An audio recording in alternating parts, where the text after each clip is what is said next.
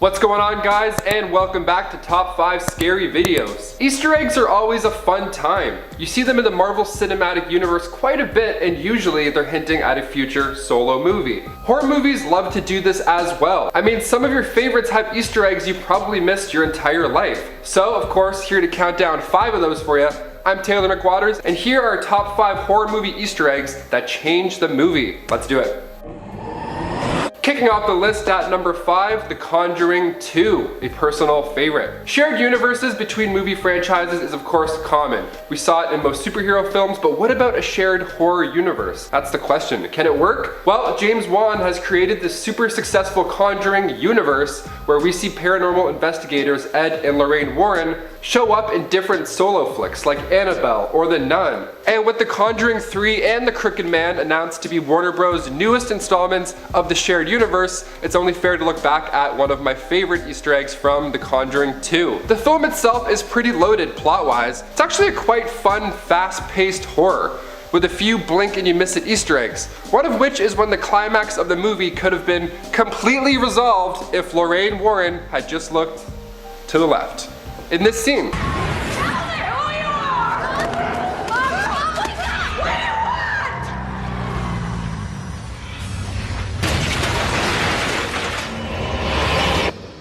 I'm sorry, Lorraine. So the climax of the movie is basically you have to say the demon's name. That gives you power over the entity. So in a last-minute attempt to save the day, Lorraine Warren finds this book. It was a Bible, and she realizes that she had actually scratched the name down on those pages of that Bible. But if you take a sneaky little look at the background there, you can see the demon's name, Valak, just casually, if not beautifully placed. I saw The Conjuring 2 in theaters alone because, you know, I'm a crazy person, I guess. And the first time I watched it, I saw this name on the shelf. They even show us the first letter, which is clearly a V, so I thought, V, what is she writing? And then I saw the name Valak on the shelf, and my first thought was, oh, maybe it's like a lost family member, maybe something personal that we'll find out later. No biggie.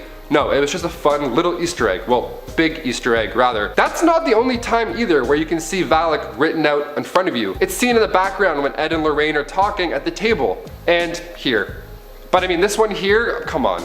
I mean, Easter eggs are always fun, but when the plot resolves around knowing that specific word to save the entire day and to conclude the film, makes it kind of weird that they didn't just figure this out earlier. Bonus points to James Wan for giving Patrick Wilson an old friend as well as an extra for his 2018 Aquaman flick. Nothing beats the friendly face of Annabelle showing up out of the blue. The deep blue, rather. And before we move on to number 4, if you haven't done so already, make sure to just give this video a like while you're here. It should be easy to do. It's just the thumb right there. It's this one, not this one. Unless you're upside down, then sure. And number 4, Saw. We get another treat from James Wan. This time he is joined by his famous other half, Leigh Whannell. The two worked on the Saw franchise together, and since their early work, the duo has been known to drop Easter eggs left, right, and center. But one of the most important Easter eggs from the Saw franchise comes from a flashback from the first installment, Saw 1, very first, OG. Before we know about the big reveal, that is John Kramer being the big bad reveal at the end, we see a flashback to him in a hospital bed. And he's not just laying there being sick, he's actually laying in bed with sets of drawings laid in front of him. His drawings of the reverse bear trap, like blueprints. And then on the other page, you can see a bright X. Now, of course, the reverse bear trap was seen in full force and can't be unseen, that is. Still the worst trap of them all, I don't care what anybody says. No way. I do literally anything else. The bright X, of course, hinting at the glow in the dark X in the wall of the bathroom where they're all being held. This is crazy. They could have literally looked down and I'm sure they would have solved the case and most likely saved a lot of people. Like if one of the detectives is like, oh, it's him, it's definitely him. Yeah, arrest this man. When he wakes up, arrest him, absolutely. It would have been so easy. All they had to do was look down. That's it. There's tons of Easter eggs in the Saw franchise, of course, but this one from the classic first movie has to take the cake. I'm surprised nobody really caught it until afterwards, including myself. Also, let me know which Saw trap was your favorite / worst down below because I'm curious. I like to read the comments and see if I'm not the only crazy person. Number 3, The Thing, 1982. The John Carpenter classic starring Kurt Russell is a simple and beautifully executed horror film. The team, of course, begins getting hunted down in Antarctica by a shape-shifting alien that can imitate anything organic, dogs included. Now, at the end of the film, the only surviving members of the expedition are, of course, Kurt Russell's character, McCready, and Keith David's Childs. The ultimate question proposed at the end of the film is, who of the two is the Thing, if any of them? Now, with Childs not having any air, warm air coming out of his breath while he talks, won't last long though.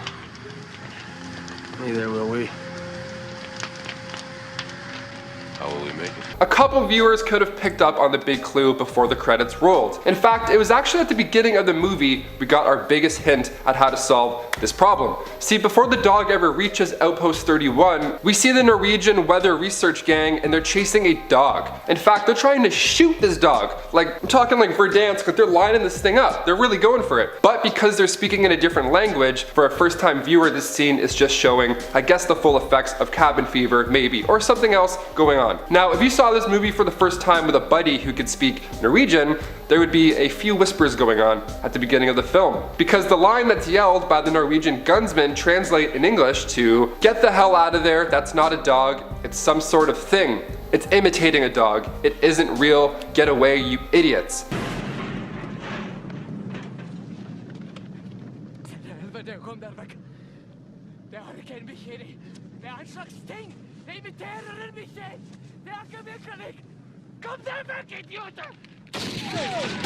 Like, imagine if you were watching this movie with your Norwegian buddy and then that scene happened. He would lean over like, oh, I think I have an idea of what's gonna happen right now. And number 2, Get Out. One of my favorite movies of all time and my favorite directors of all time. Get Out, of course directed by comedic and now horror master Jordan Peele, was released in 2017 and starred Daniel Kaluuya, Allison Williams, and Catherine Keener. The film was centered around the relationship of Chris Washington and Rose Armitage. We find Chris on his way to meet Rose's family, and when he gets there, they're kind of insane, just a little bit different than your classic family. Rose's mother, Missy, has this ability where she can make you quit smoking or, you know, quit life. She's good like that, with her hands and her tap tap tap thing. The movie itself is foreshadowing and Easter eggs. I mean, Jordan Peele spent so much time and effort in every shot and every single line that even after a third viewing, I'm picking up more subtleties that I missed before. There's one Easter egg in particular that could have changed the entire second half of the movie. If Chris happened to just take Swahili classes on the side, I mean, he may have had a better fate. More than once you can hear the beautifully sinister melody composed by Michael Abels, titled Sikalizwa Kwa Wahenge. My apologies if I absolutely butchered that. I've tried to say it 3 times. My tongue doesn't work like that. The tune itself fits perfectly with the film because when you translate the lyrics, it says the line, "Brother, listen to the ancestors, run, you need to run far." Now, at this point in the movie, Chris has some feelings towards the family. He's picked up on some strange behavior. He's kind of got one foot in and out of the door at this point, relationship-wise, and with the whole trip in general. Now, if this song had played and the lyrics were understood, Chris would have maybe clicked, perhaps viewed it as a sign. Kind of like when you're thinking about somebody and then a song comes on the radio and you're like, this song hasn't played in 18 years. What the hell? I'm gonna call them right now. And then you call them and they're like, yeah, I'm fine. It's absolutely fine, don't worry. Like, Chris maybe would have had one of those moments where he's like, oh, these lyrics are weird. Makes me think about some other things, some other going-ons in this crazy house. And then maybe he would have left. I don't know. If you were a fan of Get Out, you have to check out Us, if you haven't done so already. Somebody asked me what movie I prefer, and I'm legit stuck. They're both so different, but they're both so good. Which of the 2 is your favorite? Let us know. And finally, number 1, Final Destination 2. When death has its sights on you, you're toast, brother. We've seen 5 movies now where death clearly can't be stopped, but what if a simple fridge note was the reason all the characters in a movie died in alternate ways, and maybe adjusted the plot? See, in Final Destination 2, we see Evan Lewis, this lucky, cocky lottery winner that died in a brutal car fire in Kimberly's early premonition. Now, of course, all of the players in Death's game dies in the same order as the premonition, but what if it skipped you? Well, according to the movies, if it skips you, Death would eventually make its way back around to get you. But that would be an entirely different movie and perhaps a more tense film. Like, what if Evan skipped Death? How could he even do so, you ask? Well, in the opening shot of his death sequence at the beginning of the movie in his apartment, you can see fridge magnets in the background. And the fridge magnets go from saying, "Hey E," I assume like "Hey Evan," and then the H falls and lands in his food. Now this is a fun little hint at how he'll die. And of course, Kimberly figures out that there's hints like this throughout the entire movie. So not only does the director want us to catch these hints, but it's kind of a big deal to the plot as well. So if Evan had just looked up and caught this pretty obvious Easter egg, that being a letter in his food, he would have avoided the fire. And the gross eye thing that happened to him with the ladder, gross, he would have cheated death. And if it had skipped Evan, he would of course been alive while the others were being stalked. And the idea that death moves in a specific order would have been dismissed. They wouldn't have even thought of that as an option.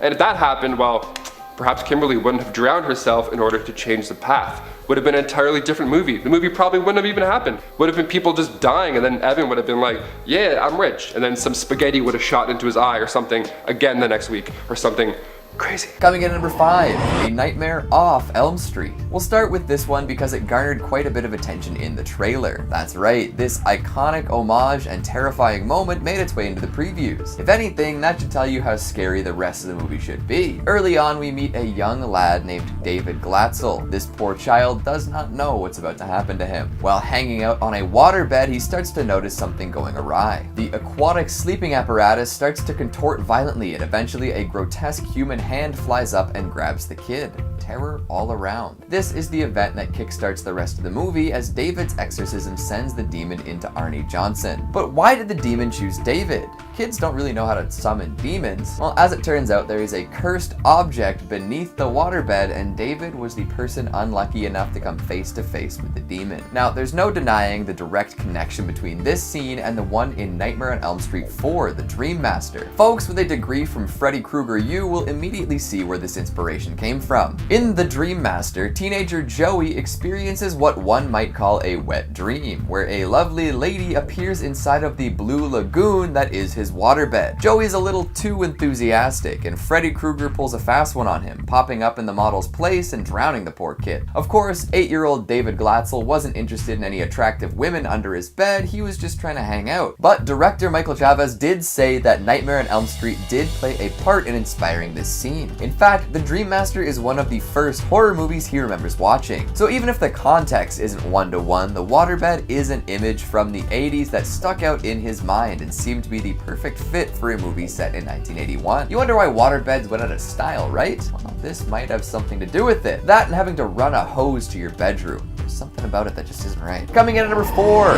Father Gordon. If we're focusing on references to other horror, then we'll stick with that theme for a while longer. When you think of the word exorcism, what do you imagine? If anything other than the Friedkin classic comes to mind, you've got to get your priorities straight. This, of course, is exactly what Chavez was imagining when putting together this movie. When an exorcist makes the journey to the Glatzel household, there is only one way to introduce this holy man, with an homage to Father Merrin. The arrival in the dark, the fog, the back bumper of the taxi, the briefcase, the hat, the coat, it all comes together in a lovingly detailed recreation of one of the most iconic shots of all time. If you doubt the authenticity of my claim, you can look right to the director of The Conjuring 3 himself. That's right, he's come forward and happily admitted to this being a shameless Exorcist reference. Horror buffs can pick out stuff like that from miles away. Even the exorcism of David contains a whole bunch of Exorcist style stuff. We've got the young child unfortunately battling a demon and a bunch of horrific contortions. No demonic puke or head spinning this time though, and Father Gordon seems a bit better equipped to deal with the demonic entity than Father Merrin was. Hopefully the filming of this exorcism was a little less chaotic than its influence. Looking back at the production of Friedkin's Exorcist, a lot went wrong and resulted in some people getting hurt. We've come a long way in terms of on-set safety since, so we can probably assume that they made sure not to repeat the harmful incidents during his homage. Coming in at number 3,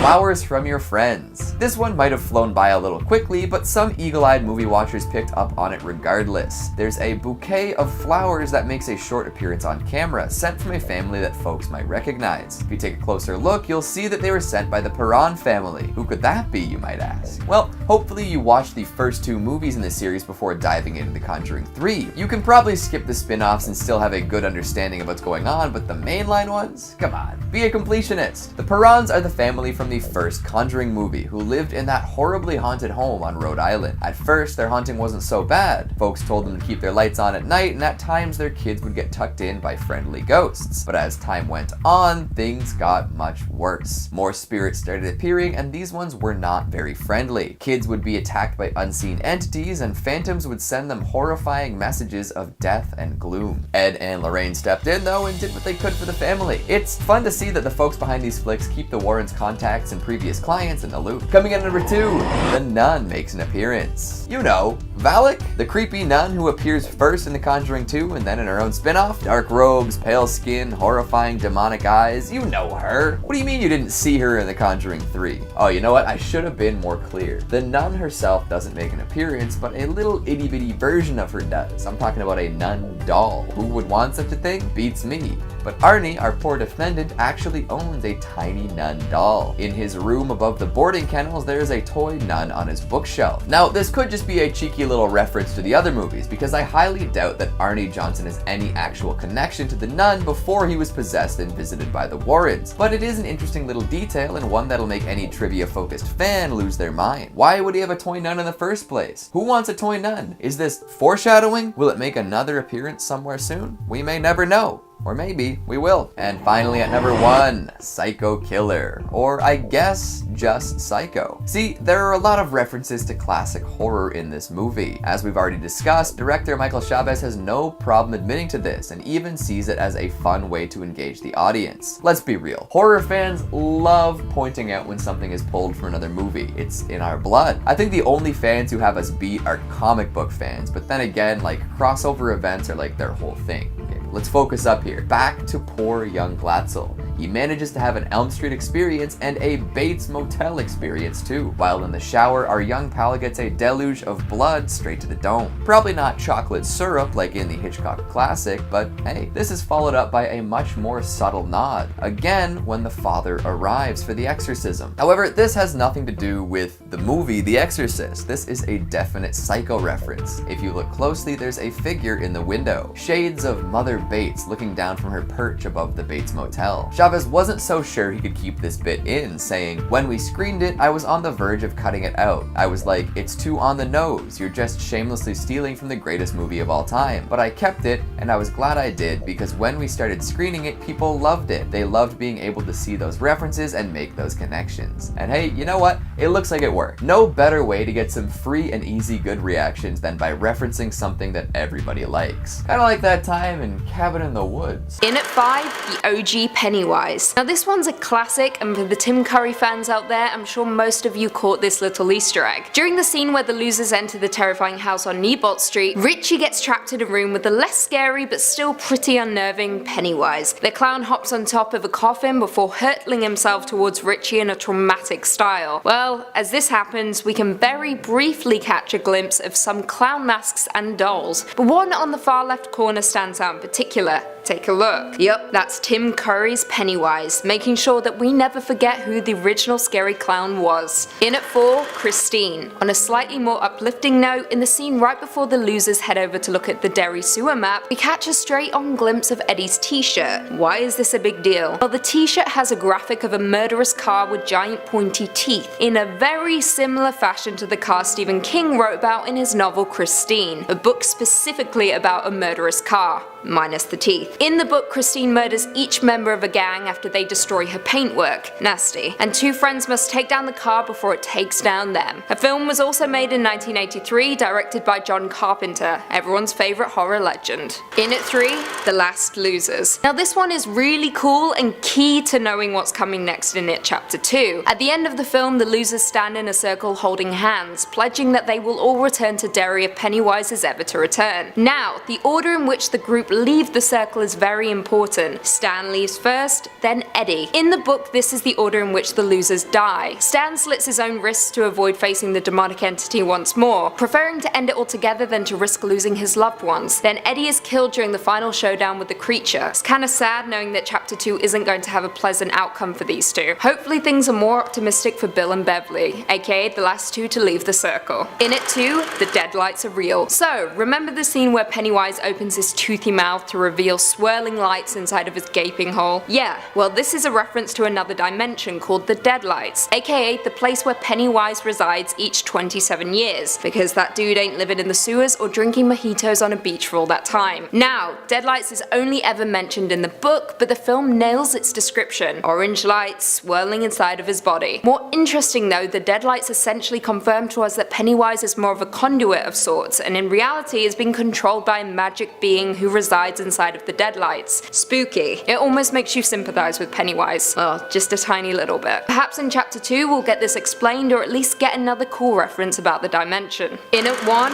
Turtles. Now this one is crazy. For those of you who never read the original novel, this will be a shock, surprise, and perhaps even give you a laugh. In the book, the losers encounter a turtle named Maturin, an ancient mystical entity that gives the losers advice on how to defeat Pennywise. Kinda crazy, I know, but the entire film is about a demonic clown slaying children and dragging them into other dimensions. A talking turtle isn't actually that absurd. Now, the film pays homage to the lore of the turtle by adding in some subtle Easter eggs for those Stephen King lovers out there. During one scene we see Ben ducking into the lake in order to catch a turtle he spotted. Seems innocent enough, but in reality it's the turtle protecting him from upcoming onslaught. In another scene, Bill goes into Georgie's room, R.I.P. Georgie, and he picks up a Lego turtle and drops it when he hears a noise. They're both smart references to the novel without hitting us over the head with it. I don't know though, maybe Maturin the talking turtle will make a big debut in chapter 2. In at 5, the Formiga connection. Right, let's start off by addressing the elephant in the room, the Formigas. Some of you may have picked up on this, others may not have even noticed, but there are multiple Formigas in the Conjuring universe, starting with Vera Farmiga, who plays Lorraine Warren in the Conjuring films, and more recently, Taysa Farmiga, who plays Sister Irene in The Nun. 21 years her junior, Taysa is actually Vera's younger sister, not her daughter, which I'm sure most of us originally believed. Or was that just me? It's a cool little Easter egg and kind of sweet that both sisters have an affinity for the supernatural, and both characters even suffer from similar supernatural abilities, including visions. Now their characters in the universe are unrelated and are unlikely to encounter each other considering the timeline of events, but perhaps further down the line there could be some connection revealed there. In at 4, the Tomb Room. In one particular scene, a few characters walk through a tomb, which display death masks atop them. Traditionally, death masks were a likeness to the corpse beneath, and in some cases were impressions taken directly from the corpse. Other cultures use death masks during funeral services, placing them directly on the corpses, and then typically they would be buried with them. Now in The Nun, these death masks hide something much more intriguing. The masks are actually designed off of a handful of crew members, including the director Corin Hardy, executive producer Michael Clear, and screenwriter Gary Daberman, and many more. It's a tricky Easter egg considering you would need to know beforehand what all these people look like, but regardless it's pretty damn cool. In at 3,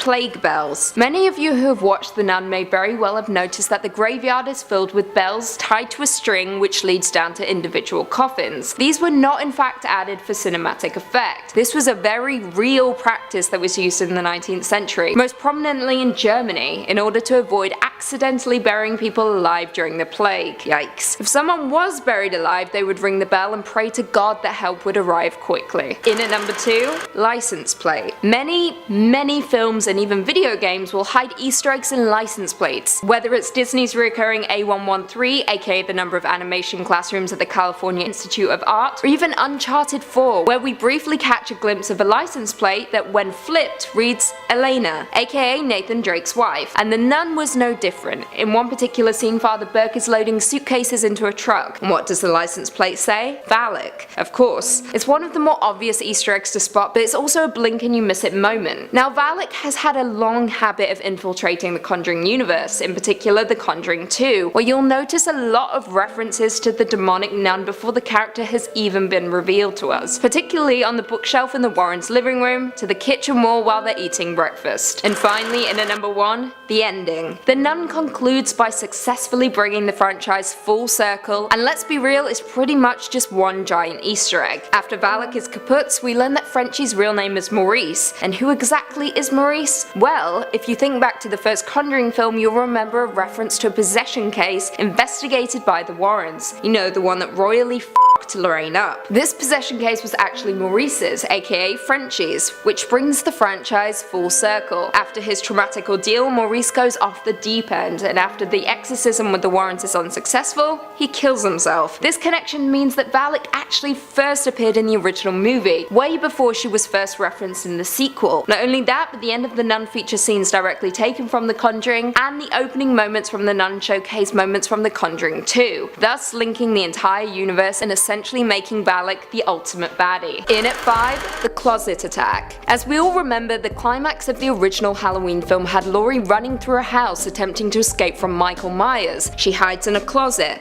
arming herself with a clothes hanger while Michael punches his way through. She then stabs him in the eye and he falls to the ground. Now in the 2018 Halloween, we have a similar scenario take place. In this climax, Michael makes his way through Laurie's booby-trapped compound and hides, forcing Laurie to hunt him down in one of the most terrifying scenes in film history. She makes her way through the compound, reaching a mannequin room, creepy, which she used for target practice. She finds one of the closet doors covered with blood, and upon opening it, her son-in-law's body comes flying out, and then out the shadows pops Michael. In at 4, the babysitter murders. So here's some nerdy history for you Halloween lovers out there. Before the title was decided upon, the working script was named The Babysitter Murders, which referenced the slaying of the 2 babysitters in the original movie. In the 2018 version, there's a line spoken by Sheriff Hawkins that alludes to the original title. It's short and easily missable for those that aren't looking for it, but it's there. Not only that, but there's another little Easter egg that, though unconfirmed, many fans were quick to pick up on. During the film, we see a pickup truck with Resurrection Church on the side, which many took as a reference to Halloween Resurrection, one of the worst Halloween movies in my opinion, but still it's a cute little Easter egg. In at 3, trading places. In the original Halloween, there's a scene featuring Laurie staring out of the window of her classroom. She catches a sight of Michael before he disappears in the blink of an eye. In the latest film, we have a very similar scene, this time featuring Laurie's granddaughter Allison, and instead of Michael, it's Laurie. Also making a special cameo in this scene is PJ Souls, who played Linda in the original. She voices Allison's teacher, which is a very sweet homage to the original film. In at number 2, Bedsheet Ghost. Now this one is a classic, and though we included it in our trailer breakdown video, we could not leave it out here. In the original film, Michael slays Bob, pinning him to a cupboard door using his classic kitchen knife. He then dons a white sheet and puts on Bob's glasses in order to fool Linda before murdering her. In the latest film, Michael kills Vicky and then hides her body under a white sheet in the bedroom, mimicking the iconic kill. And finally, in at number 1, Patient Breakout. At the beginning of the original Halloween, we get introduced to Dr. Loomis as he's driving to Smith's Grove Sanitarium to escort Michael to court, fearing that the masked killer may have other plans on the eve of Halloween. As he arrives, there are patients wandering aimlessly around the asylum, hinting that Michael's concocted a breakout plan and has fled the compound. Michael then attacks Marion, the nurse traveling with Loomis, and steals the car, fleeing into the night. In the 2018 version, Michael crashes a school bus he is traveling to the psychiatric hospital in and waits for passers-by to lunge on. A father and son approach the accident and are attacked by Myers. He steals the car in an eerily similar fashion and flees once again to Haddonfield. Well, there we have it. What did you guys think? Were there any Easter eggs we missed? Have you watched the latest Halloween? Let us know all your thoughts in the comments down below. And while you're down there, be sure to give this video a big thumbs up, subscribe, and hit that notification bell so you never miss another scary vid. And until next time, see you later.